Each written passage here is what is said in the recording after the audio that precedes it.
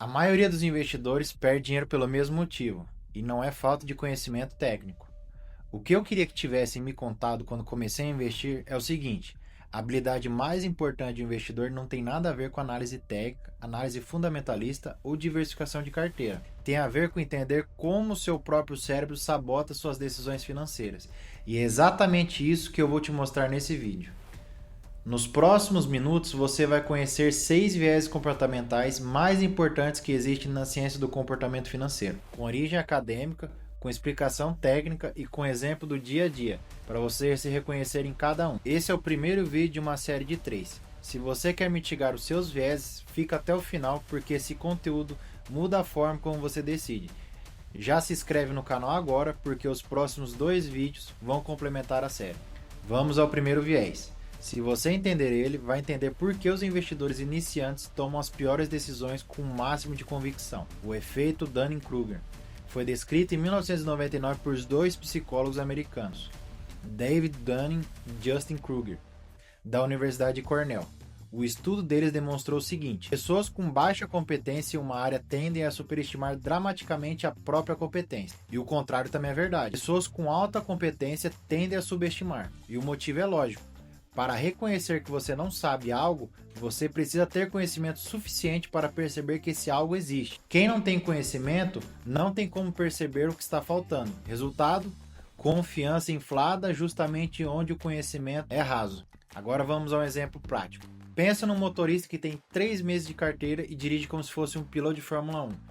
Ele não sabe o quanto não sabe sobre direção defensiva, sobre o que pode acontecer com o carro em alta velocidade na chuva, sobre o tempo de reação. Ele acha que sabe dirigir porque consegue tirar o carro da garagem. O investimento é a mesma coisa. O investidor leu 3 livros, viu 10 vídeos no YouTube, entrou em grupo de Telegram e já sente que entendeu o jogo. Coloca todo o patrimônio em 2, 3 ações porque está convicto. Não diversifica internacionalmente porque acredita que não precisa. Opera com frequência alta porque acha que identifica oportunidades. E aqui está o detalhe que importa. O investidor experiente, paradoxalmente, expressa muito menos convicção. Ele sabe que gestores profissionais com equipes inteiras erram com frequência.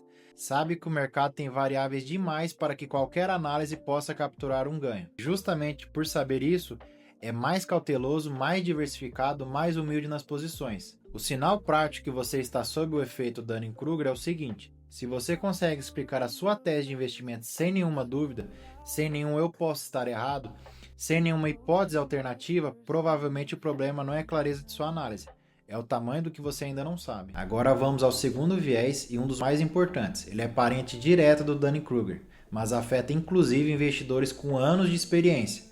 É o excesso de confiança. O excesso de confiança foi estudado em profundidade por Daniel Kahneman e Amos Tversky. Acho que é assim que fala, né?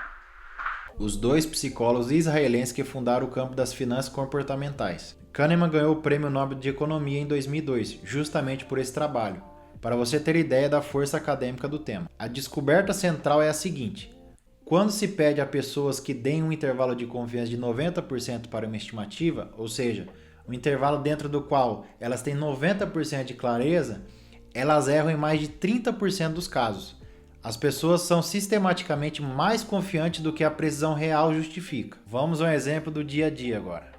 Pensa naquela vez que você falou para alguém: tenho certeza absoluta que esse restaurante fecha às 11 horas. E quando chegou estava fechado. Você tinha certeza, mas a certeza era maior do que a informação. Vamos a um outro exemplo. Brad Barbell e Terence Oden, 2 pesquisadores americanos, analisaram dezenas de milhares de contas de investidores individuais. O resultado foi direto. Os que operavam com mais frequência tinham retornos significativamente menores do que os que operavam com pouco. Cada operação tem um custo, e a maioria dos investidores não tem informação superior suficiente para compensar esses custos. Mas o excesso de confiança de cada um faz cada um acreditar que tem. E tem um aspecto desse viés que vale destacar, porque é o que mais mantém ele intacto ao longo dos anos. Quando o investidor acerta, ele atribui o acerto à própria habilidade. Quando erra, atribui ao azar, ao governo ou à crise. Esse mecanismo se chama viés de autoatribuição. Ele transforma o excesso de confiança em uma máquina de inflar o ego, que nunca se corrige. Os acertos aumentam a confiança e os erros não diminuem. Isso, o excesso de confiança é tão perigoso. Ele não se corrige sozinho com a experiência, ele se aprofunda. Agora vamos ao terceiro viés, um dos mais fundamentais de toda a lista. É a base psicológica de quase todos os outros erros que o investidor comete: a aversão à perda. A aversão à perda foi descrita por Kahneman e Tversky em 1979 no artigo que originou a teoria do prospecto. A descoberta é clara: a dor de perder uma quantia é aproximadamente 2 vezes maior do que o prazer de ganhar a mesma quantia. Para você visualizar, perder R$1.000 dói 2 vezes mais do que ganhar R$1.000. O impacto emocional é assimétrico, mesmo que o valor monetário seja idêntico. Isso não é fraqueza de caráter, é como o cérebro humano funciona. Provavelmente herança evolutiva. Porque para os nossos ancestrais, perder recursos era ameaça de sobrevivência, muito mais urgente do que ganhar recursos era oportunidade. O cérebro foi moldado para reagir à perda com mais intensidade. Vamos a um exemplo agora. Pense em quando você esquece a carteira em casa e perde R$100. Você fica chateado o dia inteiro. Agora pensa quando você acha R$100 no bolso de uma calça antiga. Você sorri, você comenta com alguém, mas em 10 minutos você esqueceu. As emoções não são proporcionais ao valor. No investimento, essa simetria gera comportamentos destrutivos. O primeiro é a paralisia diante de carteiras em queda. Quando o investidor vê o patrimônio no vermelho, a dor é tão intensa que ele prefere não olhar para confirmar a perda, congela. O segundo é o que se chama efeito de exposição. O investidor vende as ações em lucro cedo demais para garantir o ganho antes que escape. E segura as ações em prejuízo tempo demais esperando que voltem ao preço que comprou, para não precisar materializar a dor. Então, a aversão à perda é o viés que mais explica por que os investidores inteligentes tomam decisões financeiras tão ruins. Não é falta de inteligência, é como o cérebro processa a perda. Se esse vídeo está fazendo sentido até aqui, faz um favor para mim. Deixa um like nesse vídeo, isso ajuda o algoritmo a levar esse vídeo para mais gente que precisa entender isso antes de investir. Se ainda não está inscrito no canal, se inscreve agora, porque os próximos 2 vídeos da série complementam o quadro. Voltando ao conteúdo, o quarto viés é um dos mais presentes em toda decisão de compra e venda, é o viés de ancoragem. A ancoragem foi identificada também por Tversky e Kahneman em 1974. Vamos a um exemplo do dia a dia. Pensa no preço de uma camiseta. Se a vitrine mostra de 200 por 89, parece pichincha. Se a vitrine mostra apenas R$ 89, parece preço normal. A camiseta é a mesma. O preço final é o mesmo, mas a âncora dos 200 mudou a percepção. É exatamente o que o marketing faz com você todo dia. Agora vamos a um exemplo do mundo dos investimentos. A ancoragem aparece de formas que você provavelmente já viveu. A primeira é a âncora do preço de compra. Você comprou uma ação por R$50, ela caiu para 30. A pergunta correta seria: essa empresa no preço atual de 30, com as informações que tenho hoje, é um bom investimento daqui para frente? Mas a mente não pergunta isso, a mente pergunta: quando vai voltar para 50? O preço de compra virou a âncora psicológica e o mercado não sabe quanto você pagou. Não existe mecanismo de mercado que traga a ação de volta para 50, porque você comprou lá. A segunda é a âncora do preço máximo histórico. O investidor olha uma ação que já valeu R$80 e hoje está a 25 e pensa: está barato, é oportunidade. Mas o preço de 80 pode ter sido uma bolha, pode ter sido um cenário que não existe mais. A queda pode refletir deterioração real, não desconto injusto. A terceira é a âncora do preço-alvo de analista.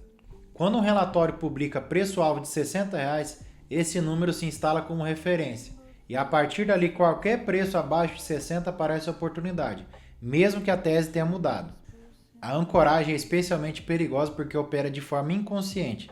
Mesmo sabendo que está sendo influenciado por uma âncora, é muito difícil neutralizá-la completamente. O que funciona na prática é ter costume de se perguntar sempre: se eu não tivesse nenhuma posição nesse ativo hoje, eu compraria pelo preço atual? Se a resposta é não, você não deveria manter. Os 2 últimos viés desse vídeo eu vou tratar juntos, porque eles são gêmeos psicológicos.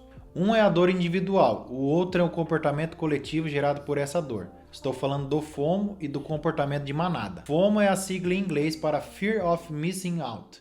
Em português, medo de ficar de fora. E isso não é só um viés financeiro.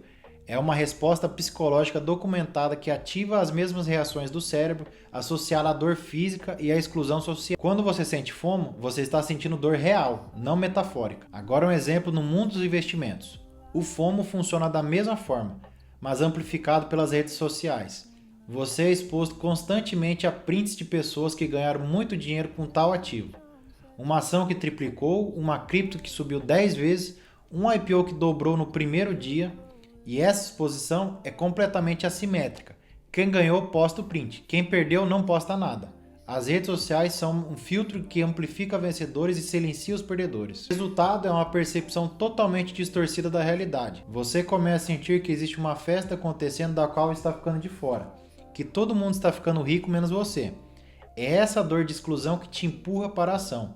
Geralmente a pior ação possível no pior momento possível. E é aqui que entra o comportamento de manada, que é o lado coletivo dessa mesma dinâmica. O comportamento de manada é a tendência de seguir o que a maioria está fazendo, independentemente da análise individual.